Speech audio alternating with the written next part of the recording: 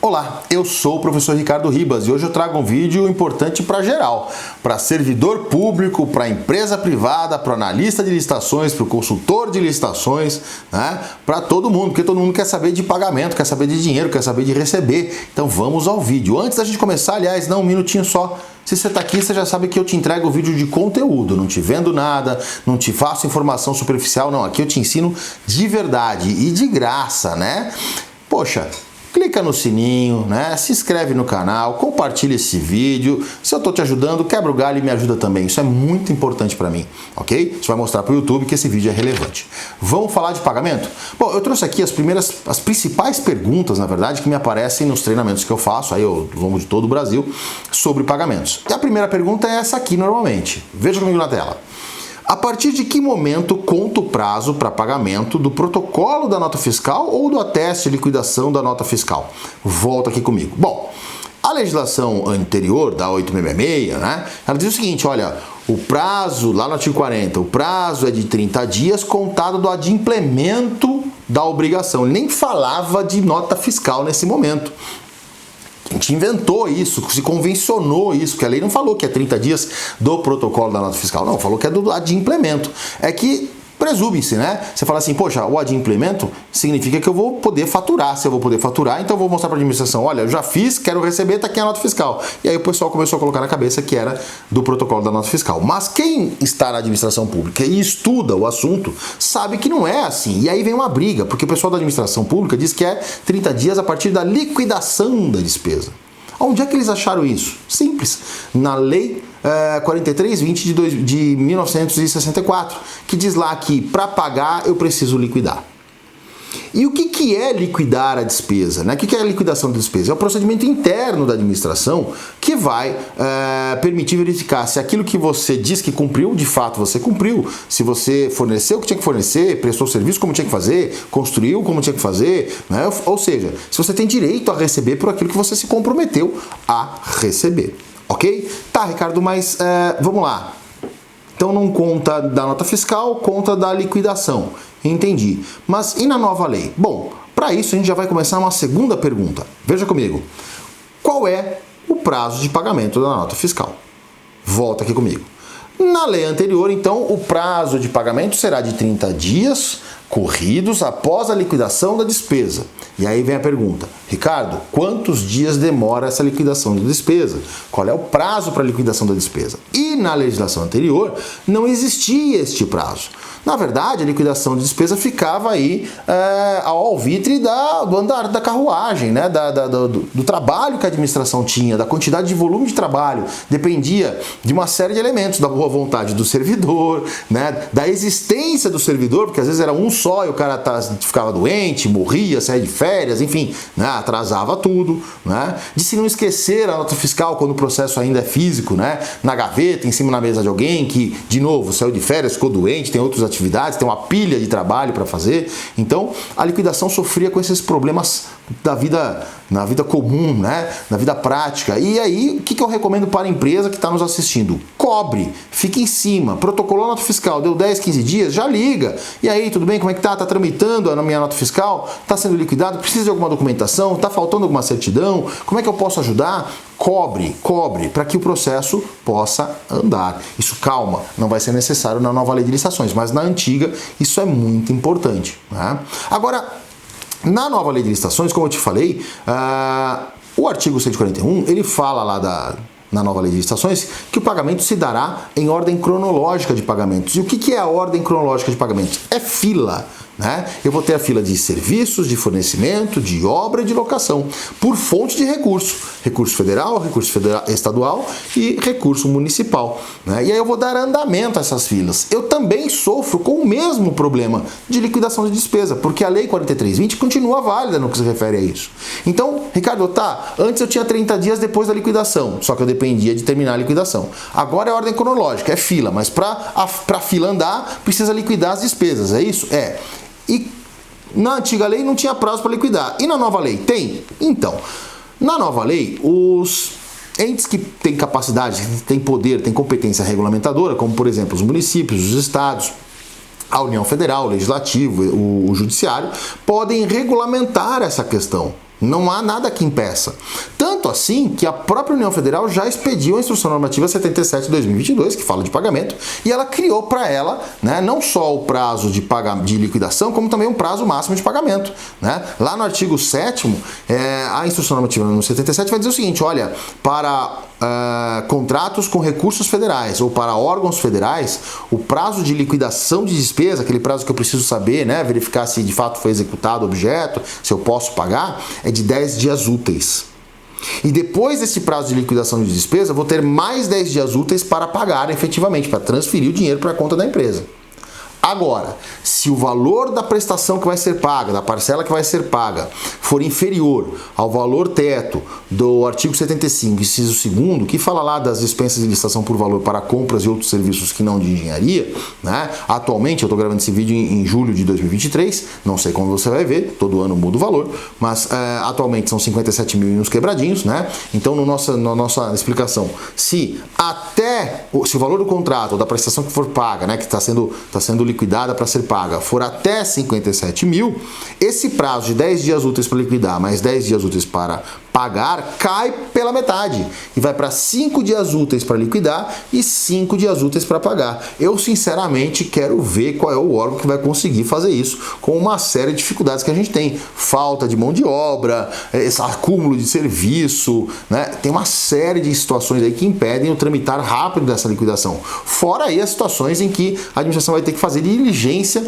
para solicitar documentação. Tudo bem que aí suspende o prazo e tal, não tem problema nenhum, mas vai atrapalhar a vida da gente, né? Se tudo viesse arrumadinho, bonitinho, a gente caminhava mais rápido. Então, na nova lei de licitações, cada ente com poder regulamentar, então o município, o estado, a União, o legislativo e o judiciário poderão regulamentar qual será o seu prazo para liquidação de despesa e qual será o seu prazo para pagamento. No âmbito federal, 10 úteis mais 10 úteis ou 5 úteis mais 5 úteis. Próxima pergunta. A administração pode reter o pagamento? Essa é uma pergunta antiga, né? A antiga lei de licitações não abordava a questão, né? E isso foi parar, de tão importante que era, foi parar no STJ, que diz o seguinte, que a glosa, a retenção integral do valor, ela é ilegal, né? Não pode existir a glosa integral do valor.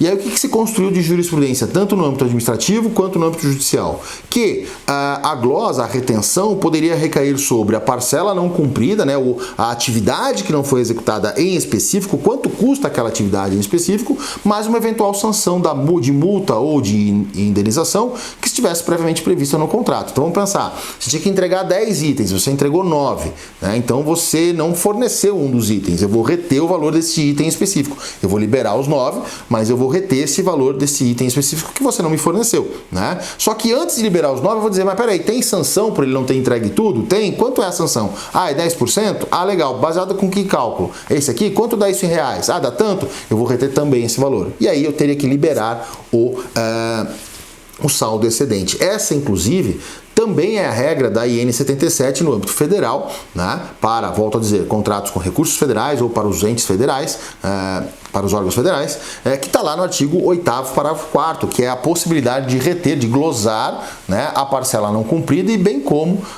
o valor equivalente às multas e indenizações. E aí se instaura processo punitivo, eventualmente se verifica que a empresa cumpriu tudo, se libera o pagamento. Não cumpriu, perde a sanção de multa, né, ou de indenização, porque eu vou reter definitivamente, e se eventualmente ele não cumpriu com a obrigação de pagar FGTS, pagar INSS, enfim, né, eu posso até eventualmente a administração pagar diretamente e não entregar o dinheiro na mão do contratado. Então é possível reter? Sim, é possível, mas nunca a retenção integral do valor que está sendo cobrado, somente a retenção do valor equivalente ao que não foi executado, né, e da eventual sanção.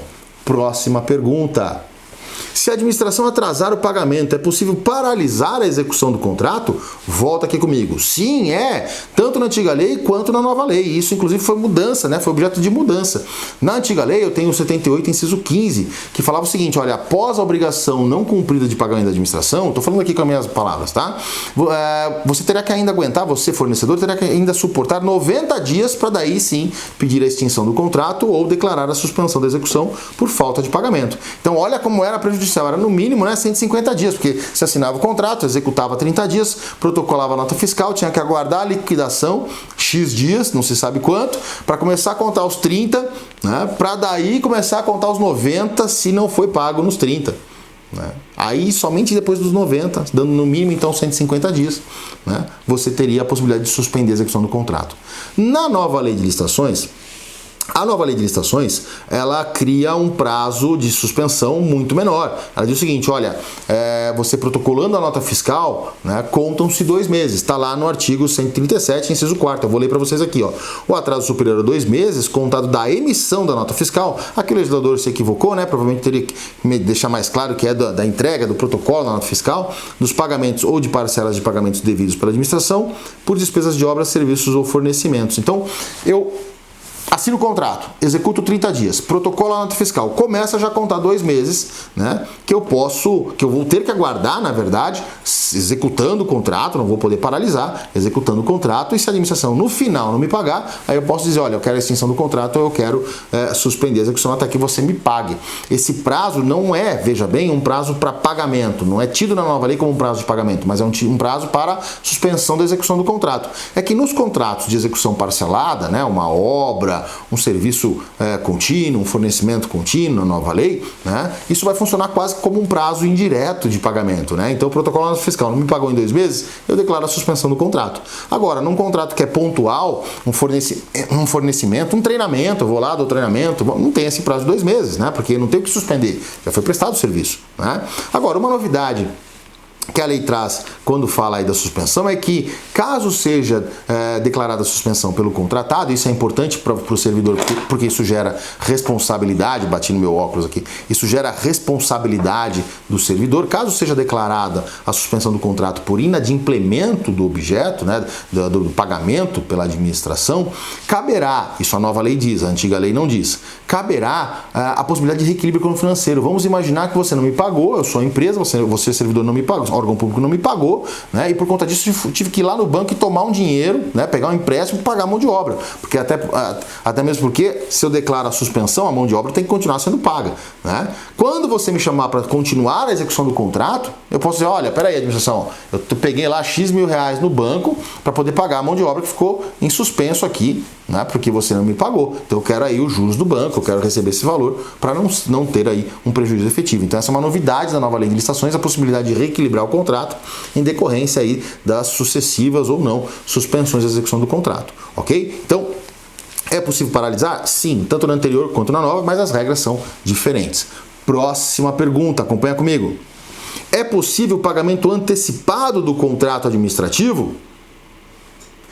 A antiga lei era muito simplória sobre isso, né? Também lá no artigo 40 ela fala assim, olha, o contrato tem que versar sobre as eventuais antecipações de pagamento. Pum, parou aí, não falou mais nada. Mas a nova lei de licitações, né, seguindo até uma legislação provisória que nós tivemos em 2020, né, na época de um fato global muito importante, não vou falar aqui para não ser desmonetizado, né, e desmotivado também, porque se eu não sou monetizado também fico desmotivado.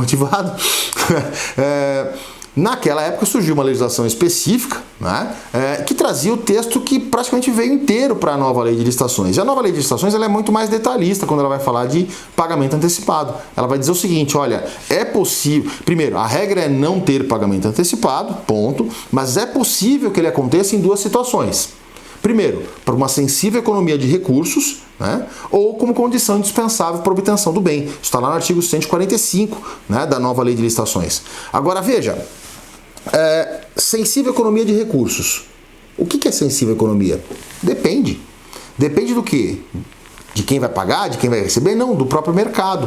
Os mercados possuem, né, normalmente, uma margem de lucro, né, que muitas vezes as empresas não podem ultrapassar. Esse é um ponto importante para a gente pensar. 2. A lei diz que tanto a sensível economia, né, quanto a condição indispensável para o bem tem que estar previstas no edital ou no documento, né, no instrumento de declaração da dispensa e inexigibilidade. Então essa previsão tem que ser antecipada, né? Não pode ser na hora, quero receber antecipadamente. Topa? Topo. Vamos lá, eu pago antecipadamente. Não, não é assim que funciona. Para prever, né, para possibilitar, na verdade, o pagamento antecipado na sensível economia, tem que estar no edital. E aí o que eu gosto de ensinar, né? Como é que eu tenho ensinado essa regra? Como é que eu ponho isso no meu edital? Como é que eu coloco isso no meu contrato? Eu criaria a seguinte regra, né? Tá lá, do pagamento. O pagamento será realizado, item 1, né? O pagamento será realizado na ordem cronológica de pagamento, que é o prazo, né, que é a regra prevista na nova lei de licitações. 2. De acordo com o decreto municipal tal, da instrução normativa 77 de 2022, né, a administração terá o prazo de X dias para liquidar a despesa e mais X dias para pagar a despesa. 3. Caso o contratado tenha por intenção receber antecipadamente a parcela que se deseja pagar, né, que se viabiliza pagar, né, deverá ofertar para a administração, no momento da apresentação da nota fiscal, desconto mínimo da ordem de X%. E aí cada edital, cada contrato vai prever o que seria uma sensível economia, né, para aquele contrato, para aquele objeto, para aquela situação, para aquela região. Né? Tudo isso influencia no que é uma sensível economia. Né? Você não tem um percentual fixo, né? E aí fica a cargo do contratado. Executei, protocolei a nota fiscal, não quero receber antecipadamente? Segue o prazo de liquidação, que estava lá descrito no contrato, o prazo de pagamento eu vou receber. Não recebi? Passou 2 meses do protocolo da nota fiscal, posso suspender a execução do contrato. Essa é a regra nova para pagamento. Né? Agora, quero receber antecipadamente? Olha, administração, tinha que te cobrar R$100.000, vou te dar o desconto que você mencionou lá no contrato como sensível economia e, por favor, né, me pague antes de eu executar este objeto, que é pagamento antecipado à execução. Só que nesta condição, sempre que for existir o pagamento antecipado, tem mais uma regrinha. Qual? Eu tenho que exigir uma garantia do contratado, lá do artigo 96, né? Calção em dinheiro, título da dívida pública, seguro garantia, fiança bancária, no valor, e aí embora a lei não fale, né, o valor dessa garantia, mas é óbvio, se você adianta um pagamento, você quer ter uma garantia daquele valor adiantado, né? Imagina só, se adianta 100 mil e cobra uma garantia de 10% desse valor, o cara me dá uma garantia de 10 mil e foge com os 90, né? Então a lógica me leva a concluir que a garantia tem que ser equivalente ao valor adiantado, né?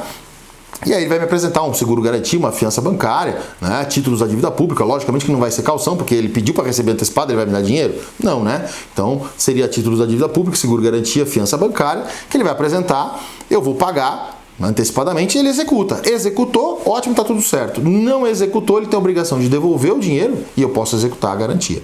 Ok? Mas isso é para a sensível economia.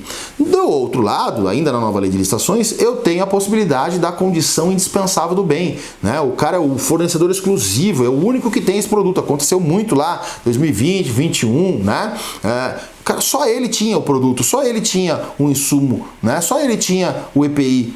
Né? E ele dizia, olha, eu só vendo se me pagar antecipadamente. Essa é a condição. Reparem, condição indispensável do bem não significa dizer, por exemplo, que o A tem o menor preço e quer receber antecipadamente, mas eu tenho o B que tem um preço um pouquinho maior, não cria uma sensível economia, mas ele aceita receber posteriormente. Isso não traz a sensível economia, isso não traz a condição indispensável pelo bem. Nenhuma das duas hipóteses. Por quê? Porque a diferença de preços não é grande, porque não satisfez a regra que eu criei no meu edital para a sensível economia, falamos sobre isso agora, né? E também, né, porque eu tenho o B para fornecer. Então se o A fala assim, eu só forneço por esse preço se você me pagar antes. Tchau, né? Vou comprar do B, mesmo que seja mais caro, vou justificar, né, a impossibilidade e vou comprar do B. Então eu também tenho que configurar essa impossibilidade, né, uma condição de acesso ao bem ou ao serviço como sendo o único fornecedor, aquele único disponível. Ok? Eu sou o professor Ricardo Ribas, falamos bastante aí de pagamento, tirei as principais dúvidas que apareceram aí nos últimos 4, 5 cursos que eu fiz, né, nos municípios aí do Brasil, né, que apareceram lá no grupo do Telegram. Foram passando aí os cards, né, nossos grupos, os nossos Telegrams, o WhatsApp, enfim.